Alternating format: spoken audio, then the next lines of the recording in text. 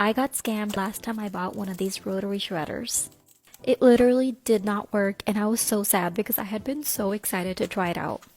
But then I saw another creator who posted this particular brand and they said this is the best one. It's the only one you want, so I decided to give it another try. So my first red flag with the original one was that the base did not lock, and this one, when I clicked it in, it seemed super solid. I even tried like moving it really hard and it was not budging. I also really like how all the shredding accessories come in like a nice case. They're not just thrown into the box. And I'm currently working on a big batch of mac and cheese, so today I am trying this out by shredding some cheese. So far this does look super promising, so I am excited to see how this goes.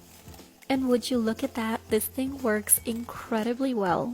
That cheese is sliding through like butter. I'm really not having to push hard on that arm to make it turn. And I'm not going to speed up any of the parts of this video where I am shredding the cheese because I want you guys to see me do this in real time. Seriously, the last time I made mac and cheese, I literally was shredding cheese for what felt like forever and my arm hurt by the time I was done. And right now, literally took me less than 1 minute to shred this entire block of cheese.